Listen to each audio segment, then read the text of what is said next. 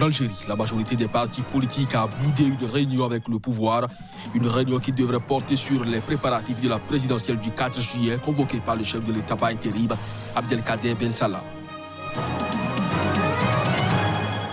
Au Burundi, le principal opposant Agathon Rwasa a participé à un rassemblement de son parti, le Congrès national pour la liberté, un rassemblement qui vise la mise en place d'un comité au niveau national. Au Mali, 11 soldats ont été tués par des djihadistes présumés qui ont attaqué dimanche un poste de l'armée malienne près de la frontière mauritanienne. Le bilan a été annoncé par le ministère de la Défense. Ainsi se présente le sommaire du journal. Mesdames, Messieurs, bonjour et bienvenue. Au Mali, le nouveau Premier ministre est désormais connu. Il s'agit de Boubou Cissé, le ministre sortant de l'économie et des finances. Selon le communiqué officiel de la présidence de la République, il a désormais la charge de former un nouveau gouvernement de large ouverture. Reportage. Le ministre malien sortant de l'économie et des finances, Boubou Cissé, a été nommé ce lundi Premier ministre par le président Ibrahim Boubacar Keïta. Une nomination qui intervient après une large consultation initiée par le chef de l'État avec les forces politiques du pays sans discrimination de bord. Selon un communiqué officiel de la présidence, le nouveau Premier ministre a été chargé par le président de former un nouveau gouvernement de large ouverture dans l'esprit des conclusions de ces consultations. Boubou Cissé, économiste de formation, était ministre de l'économie et des finances depuis plus de 3 ans après avoir détenu le portefeuille de l'industrie et des mines. L'ex-Premier ministre Soubeylou Boubé Maïga avait présenté le 18 avril dernier sa démission et celle de son gouvernement moins de mois après la tuerie de quelques 160 civils peuls dans le centre du pays et une série de manifestations contre la gestion de l'État. À la suite de cette démission, le chef de l'État Ibrahim Boubacar Keïta a engagé des rencontres avec les forces politiques de la majorité et de l'opposition pour discuter d'une part de la situation sociopolitique du pays et d'autre part de la constitution d'un gouvernement de large ouverture. Toujours au Mali, 11 soldats ont été tués par des djihadistes présumés qui ont attaqué dimanche un poste de l'armée malienne près de la frontière mauritanienne. Le bilan a été annoncé de façon officielle par le ministère de la Défense. Cette attaque est survenue un mois après un assaut contre un camp militaire déjà qui a fait 30 soldats tués.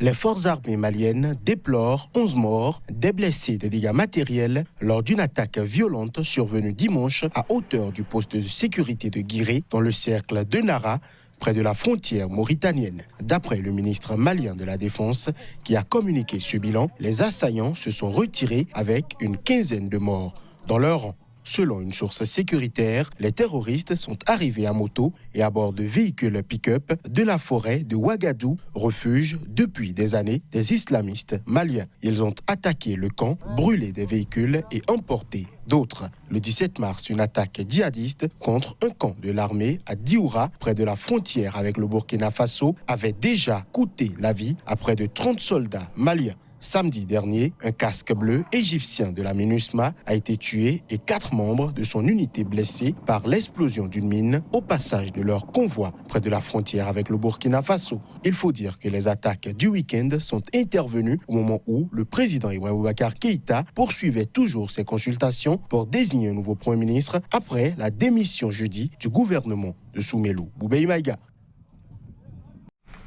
En Algérie, la majorité des partis politiques a boudé une réunion avec le pouvoir. Une réunion qui devait porter sur les préparatifs de la présidentielle du 4 juillet, convoquée par le chef de l'État par intérim, Abdelkader Ben Salah. Certains participants se sont exprimés à l'issue de cette rencontre. On les écoute. Nous n'acceptons pas de travailler dans l'obscurité. Nous traversons une crise et nous voulons en sortir publiquement et d'une manière claire. Tous les Algériens sont concernés et cherchent une solution pour leur pays. C'est à partir de ces convictions qui me sont personnelles et qui s'appliquent aussi au parti du Front de Libération Nationale que nous nous tournons vers tout le monde pour qu'on puisse dialoguer. Nous dialoguons avec la presse, avec les politiques, avec les philosophes, tout le monde pour trouver une solution pour notre pays. Inch'Allah, il y aura un dialogue sérieux qui se fera à travers des concessions, car vous voyez, s'il n'y a pas de concession entre le dirigeant et le dirigé et qu'il n'y a pas d'écoute, on ne peut arriver à aucun résultat. Au Burundi, le principal opposant Agathon Rwasa a participé à un rassemblement de son parti, le Congrès national pour la liberté.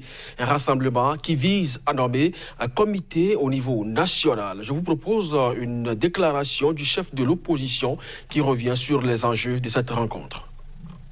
Au cours de ce congrès, nous avons mis devant le public quel est le manifeste de notre parti. Qu'est-ce que nous désirons pour notre Burundi? Qu'est-ce que nous désirons pour le Burundi et pour ses relations avec toute la communauté africaine et internationale? Nous venons de lancer un message que nous sommes là pour la paix et pour la stabilité. Que le parti CNL n'est pas un parti du désordre. Nous ne sommes pas un parti qui est pour l'anarchie. Nous sommes un parti plutôt dévoué à la concorde nationale. Le chanteur et député de l'opposition Bobi Wine a été interpellé ce lundi par la police qui a utilisé du gaz lacrymogène contre ses partisans et le convoi qui l'amenait vers le lieu d'un concert interdit par les autorités. L'information a été révélée par l'épouse du chanteur, des partisans et également la police. Les détails. Il a été arrêté dans le quartier de Boussabala où il devait parler aux médias à propos de l'annulation de son concert par la police, a déclaré Barbie Itungo Kiagulani, l'épouse du chanteur, qui dit avoir contacté ses avocats pour savoir où il est emmené. Le porte-parole de la police ougandaise Fred Enonga n'a lui pas voulu confirmer une arrestation, mais a indiqué que la police l'a interpellé et l'a emmené en véhicule. Un des organisateurs du concert et partisan de Bobi Wine, présent sur place, a assuré que la police a pénétré dans la voiture dans laquelle il se trouvait, l'a extrait de force, l'a mis dans un véhicule de police et l'a emmené. Tout le monde autour du véhicule suffoqué à cause du gaz lacrymogène, a-t-il ajouté. Bobi Wine, Robert Kiagulani, de son vrai nom, avait prévu de donner un concert dans un club qui lui appartient sur une plage du lac Victoria.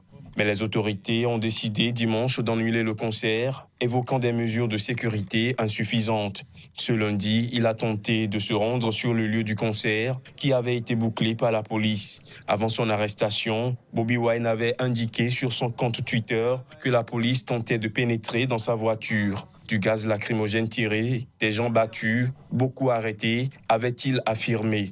Depuis qu'il s'est affirmé en 2017 comme un ferme opposant au président Yoweri Museveni, au pouvoir depuis 1986, les autorités ont à plusieurs reprises empêché Bobi Wine de se produire en public. La tension monte au Soudan après la suspension des discussions entre le mouvement de protestation et l'armée au pouvoir. Les militaires ont exigé ce lundi de la manière la plus pressante possible la levée des barrages bloquant l'accès à son QG, point de ralliement des militants qui protestent toujours contre le régime en place. Reportage.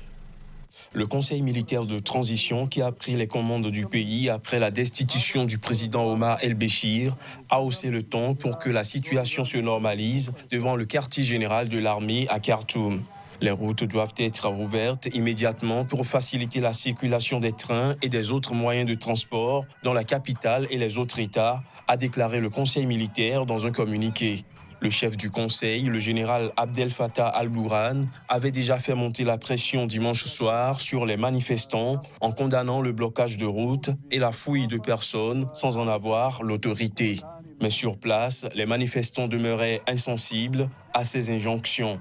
Rassemblés jour et nuit à cet endroit depuis plus de 2 semaines, ils ont de leur côté promis d'intensifier le mouvement pour obtenir le transfert du pouvoir à des civils.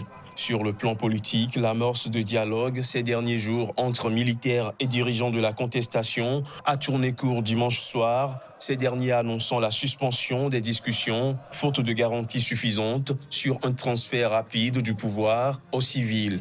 Le parti Al-Ouma, première formation de l'opposition, a accusé lundi certains membres du Conseil militaire de vouloir recycler le régime renversé. Dans un communiqué, il réclame que le pouvoir soit confié à l'Alliance pour la liberté et le changement qui regroupe les principales formations contestataires. En Afrique du Sud et plus précisément à Coligny, les populations sont sur le long chemin de la réconciliation entre les races. Cette situation fait suite à la mort d'un adolescent noir tué par des fermiers blancs après avoir volé une poignée de graines de tournesol dans leur champ. Reportage. C'était en 2017. La petite ville de Coligny s'embrasait après la mort d'un adolescent noir. La justice sud-africaine a depuis établi que 2 fermiers blancs ont kidnappé puis tué Matlomola Mosweu, 16 ans, en le jetant d'un véhicule en marche. Son crime, avoir volé des graines de tournesol. 2 ans plus tard, les rancœurs subsistent. Mais les paroisses locales, noires comme blanches, travaillent à réconcilier les communautés. Les gens d'ici vont devoir se décider à faire de ce monde un endroit pour tout le monde. Car s'ils ne le font pas, personne ne le fera à leur place. Bella Lemotlo est pasteur elle aussi. Elle prêche également la réconciliation et se rappelle de la vie à Coligny avant le drame. Avant, on vivait en paix, en harmonie avec les Blancs. Il n'y avait pas de problème. C'était tellement bien. Si Coligny jouit d'un calme relatif depuis les émeutes de 2017, les inégalités demeurent. Comme dans tout le pays, l'héritage de l'apartheid reste visible. Même 25 ans après, les villes sont coupées en 2, blancs d'un côté, noirs de l'autre. Les blancs habitent en ville. Il y a aussi quelques noirs là-bas. Mais ici, dans le township, il n'y a aucun blanc. Stanim Nyakama est une figure de la communauté. Directeur de l'école locale, il a témoigné au procès.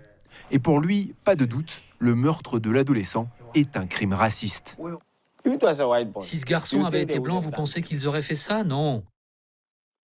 Ils ne l'auraient même pas livré à la police. Je pense qu'ils l'auraient amené chez ses parents et qu'ils leur auraient dit « Écoutez, ce gamin fait des conneries sur nos terrains. » Reconnus coupables, les 2 fermiers ont été condamnés à 23 et 18 ans de prison pour ce que l'on surnomme ici le meurtre des tournesols.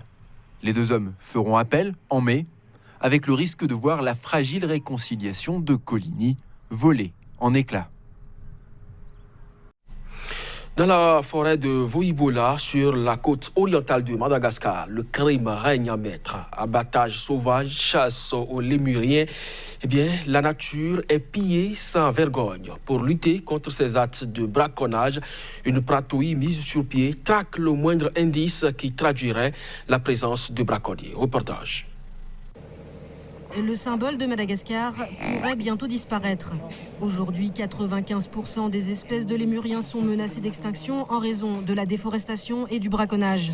Nous sommes dans la forêt de Voïboul, dans l'est du pays. Une patrouille privée a découvert une douzaine de cas illicites appartenant à des trafiquants de bois. Dans ce campement, il y a environ 100 personnes, des femmes, des enfants et des voleurs de bois. On doit détruire toutes ces cases pour qu'ils ne reviennent pas ici. En plus de détruire l'habitat naturel des lémuriens, les coupeurs de bois tuent les primates pour se nourrir. Ils coupent tous les arbres et ils n'en laissent qu'un au milieu. Et le lémurien cerné ne peut plus se sauver. Les braconniers secouent l'arbre où il se trouve, il tombe et se fait capturer. Braconnage, déforestation, la forêt est entièrement pillée. Sur tout le chemin, des amoncellements d'écorce jonchent le sol. Certains endroits servent de four pour fabriquer du charbon. Stéphane Descamps a un hôtel dans la région. C'est lui qui finance cette brigade qui lutte contre les trafiquants.